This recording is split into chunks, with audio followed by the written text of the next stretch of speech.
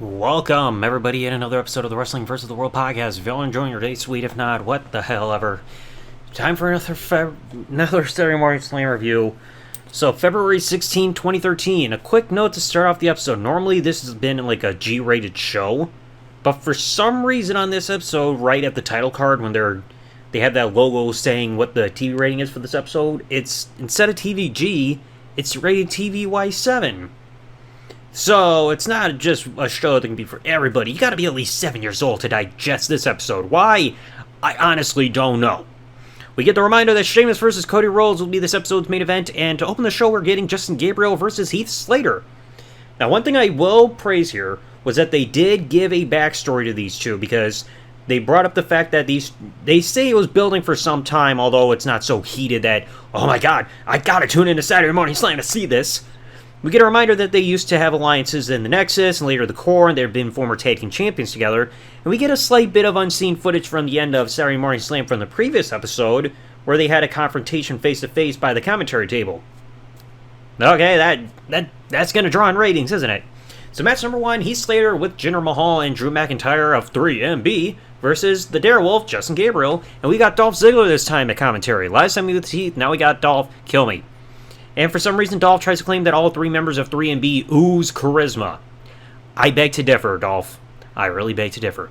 So before the match really truly kicks on, 3MB tries their pre-match concert, hey, but the referee quickly shuts it down and is like, no, we're not having this shit. Drew, Jinder, get out of here. And I'm just like, why are you kicking them out? They didn't do anything. They didn't touch anybody or any of that shit. Why are you ejecting the guys? So the match starting off, Gabriel breaks out some arm drags and even does air guitar and a bit of a breakdancing pose himself. Okay. Gabriel gets launched over the top rope onto the apron, and just as they're going to break, Heath Slater grabs Justin Gabriel and throws him into the ring post. So we got shoulder contact, and that's going to be a focused body part going into this for whatever reason. Return from the break, and Heath is working on Gabriel's right shoulder to hit the post. But then afterwards, he's getting a kneeling arm bar and works on the left shoulder. What sense does that make? It's reminding me of what happened with the Shawn Michaels Marty Jannetty match from Royal Rumble 93. It's like one shoulder gets hit, but instead the other one gets targeted and sold and everything. Like, what sense does that make? I don't get it. So, Slater, he's showboating after hitting a scoop slam on Gabriel, like, yeah, baby. But then he showboats too much where he's run off the ropes to try to do a leaping knee drop. He misses on that. And what if Justin Gabriel tries these kicks for a comeback, and camera cut treatment kicks in and shows us the commentary team? We gotta know that. Slater eventually locks in an abdominal stretch, which I mean is also smart because you're locking in that arm that you threw into the shoulder, right into the ring post before you then later on worked on the other shoulder. And Gabriel somehow with his right bad arm is able to execute a hip toss. So then he's trying to go back on a comeback, and once again one of his kicks gets the camera cut treatment. Stop it! Gabriel gets a leg sweep, standing moonsault, corner attack, and gets a springboard crossbody into the ring for near fall, powerbomb out of nowhere, and a 450 splash off the top rope, which was an odd thing here to see. The hard camera catches the in-ring camera guy posing, like getting ready to get the shot. It's like, oh, okay, aiming upwards, you're going to see it just like we saw with the last 450 splash. I mean, usually you don't see the in-ring camera guy get caught on screen like that, getting in the ring and trying to aim up the shot there for a close-up. But Gabriel gets the win. Woohoo. Little video package then hypes up Sheamus versus Cody Rhodes, and the announcer warning saying, hey, do not stare at Cody Rhodes' mustache. Can't help it. So match number 2. And I'm going to spoil it right here before I get on to anything else. There's nothing else on this show. Surprisingly, no interviews, no Saturday Morning Slams, or any of this stuff, which is a major surprise. Seems like they're toning down the show a little bit. So match number 2, the main event. Sheamus, Cody Rhodes. Mustache Cody Rhodes, that is.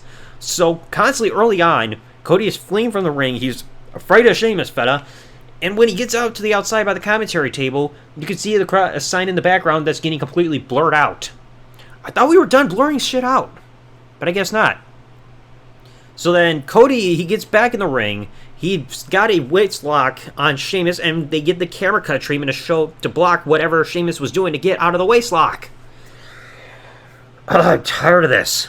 So then Cody, tries doing that leaping up and over technique to avoid a charging opponent, like when he's going up from behind. Gets caught on Sheamus' shoulder, and then he slips out of it, and Cody gets onto the apron and Sheamus is about to go for that 10 beats of the Baldron, but thankfully Cody slips out and he jumps over the barricade towards the tank area. He's like, alright, calm down, people, as they go to commercial break.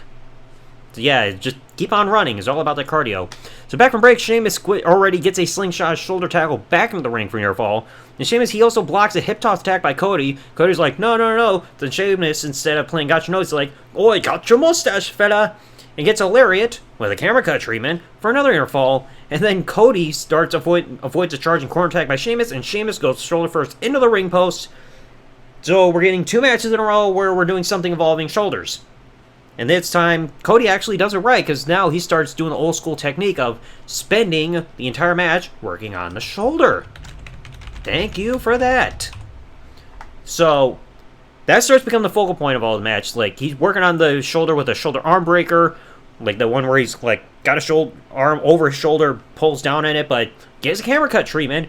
And then he even locks in a short arm scissors to Sheamus' arm. Well, then Cody, he does that falling arm breaker where like he's facing Sheamus' arm and then falls backwards, so it's like the impact goes on Cody's body.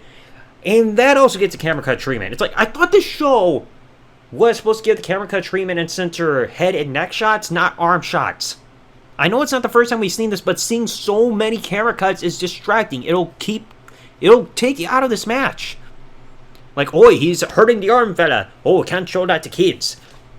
But it's like, what is it about this episode that made this TV rating TVY7 rather than TVG? So, Sheamus gets up after being in the short arm scissors and like in more arm bars and all that stuff. Throws Cody's shoulder first into the corner, not the post, but the turnbuckle this time.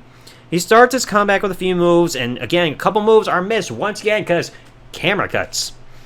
And then even when Cody did a corner boot reversal out of the corner, once again, camera cut. I mean, it looked like he was aiming more for the shoulder because that's the body part being targeted, but again, camera cut.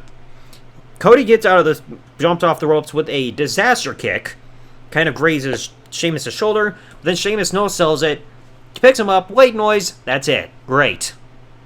And that's literally it. There was nothing. Give the show a TVY7 rating, okay? It's the same tired old crap we see every single episode where there's so many camera cuts, everything is G-rated and garbage. Nobody was using offensive language. You kept cutting away from all the action all the time because we have to keep being reminded that Dolph Ziggler and freaking Josh Matthews are over at commentary. What is it about this episode compared to every other episode that we have seen in the last 6 months of this broadcast that made it TVY7? I mean, they gave the rating saying FV, which is like, I don't know, fantasy violence or something like that. Like, they're not missing each other by a mile. It's not something video game, like, graphics or stuff done in a video game. So, again, what made this TVY7? If it's TVY7 because there's so much violence that they had to keep doing camera cuts to, like, just about every move, then every episode should be TVY7 rating rather than TVG. So, welcome, everybody, to the TVY7 era. We've slightly progressed, but it's still as annoying. Anyway, let me go down in the comment section below. My God. This was brutal. A match that nobody was hyped for, and a main event that just got distracting and had a lot of running. Thank fuck there's only 3 more months of this. Like I said, I know the end date for this, and I cannot wait for it. So anyway, let me know your thoughts in the comment section below. If you enjoyed today's episode, please remember, leave a like, subscribe with the bell, turn on if you listen to this on YouTube, or follow if you're listening to this podcast on any other service that this podcast has been available on, and I will catch you all in the next episode. Thanks for listening, everybody. Like, comment, subscribe. Peace out, and good day, everybody. I hate this show.